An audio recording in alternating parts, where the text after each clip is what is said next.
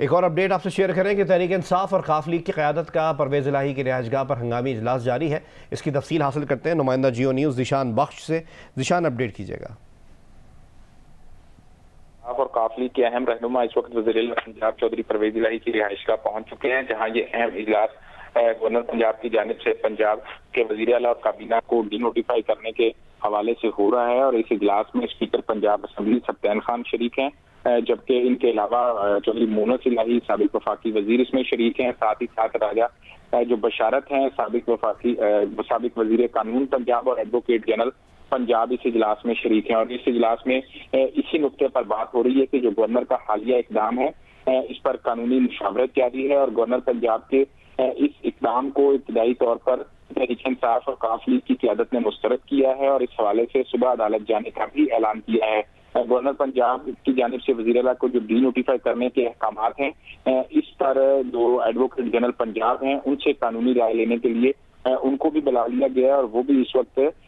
वज़ीर आला पंजाब चौधरी परवेज़ इलाही की रिहाइशगाह पहुंच चुके हैं, जहां पर इसी कानूनी नुक्ते पर बात हो रही है कि गवर्नर का जो इक़दाम है इसके खिलाफ फौरी तौर पर अदालत से रजू किया जाएगा। और वज़ीर आला पंजाब का कहना था कि इस नोटिफिकेशन को नहीं मानते, ये एक गैर आईनी इक़दाम है जो रात की तारीकी में पीडीएम की हुकूमत ने गवर्नर पंजाब को इस्तेमाल करते हुए किया है। उनका कहना था कि इस इक़दाम की कोई आईनी और कानूनी हैसियत नहीं है। इस हवाले से साबिक वफाकी वजीर और तहरीक इंसाफ के मरकजी रहनुमा फवाद चौधरी का कहना था कि गवर्नर को ओहदे से हटाने के हवाले से वो कार्रवाई का आगाज कर रहे हैं और गवर्नर के खिलाफ जो रेफरेंस है वो भी सदर को भेजा जाएगा। अगर गवर्नर वजीर आला को घर भेज सकते हैं तो सदर भी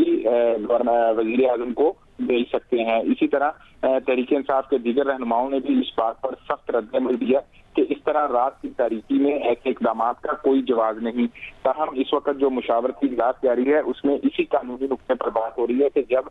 इजलास तमीन ही स्पीकर ने नहीं किया तो ये कैसे मुमकिन है कि गवर्नर इस बात को जवाब बनाकर वजीर आला को डी नोटिफाई कर दें जबकि इजलास ही नहीं हुआ। और यही बात गवर्नर की जानिब से जो स्पीकर की रूलिंग पर उनको एक जवाबी मरासला लिखा गया था उसमें भी ये बात की गई थी कि अगर इजलास हो और उसके बाद उसमें एतमाद का वोट ना लिया जाए तो फिर वजीर आला मुर्दे इल्जाम ठहराए जा सकते हैं। ऐसे केस में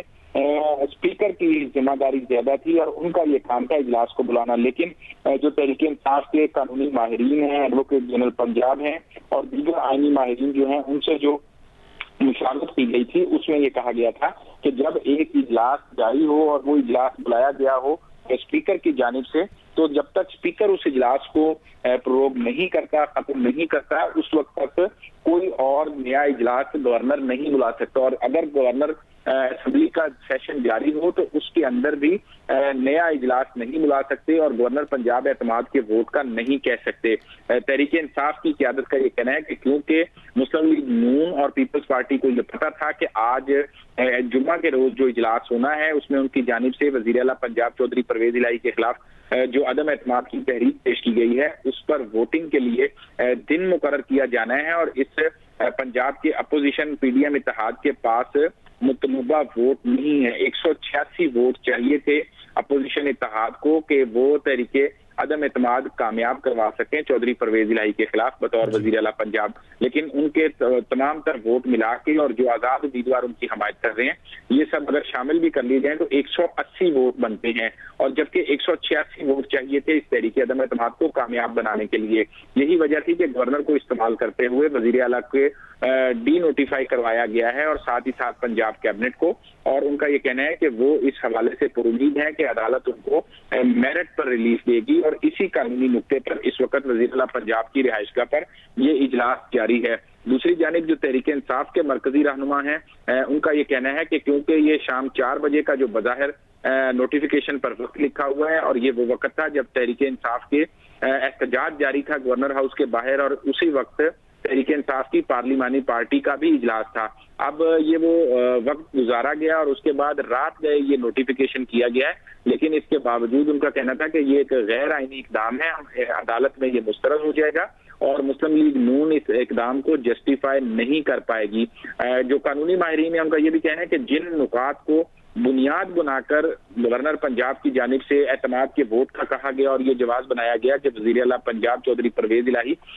इस ऐवान का एतमाद खो चुके हैं। वो सियासी मामलात हैं, वो आईनी मामलात नहीं है। सूबे में कोई आईनी बहरान नहीं था। जो अरकान असम्बली अगर इस्तीफा उन्होंने दिया तो इमरान खान की असम्बली तहलील करने के ऐलान के बाद उन्होंने इस बात का इंदिया दिया। इसी तरह अगर काबीना के रुकन हसनैन बहादुर दरेशक की बात की जाए तो उन्होंने सिर्फ और सिर्फ काबीना से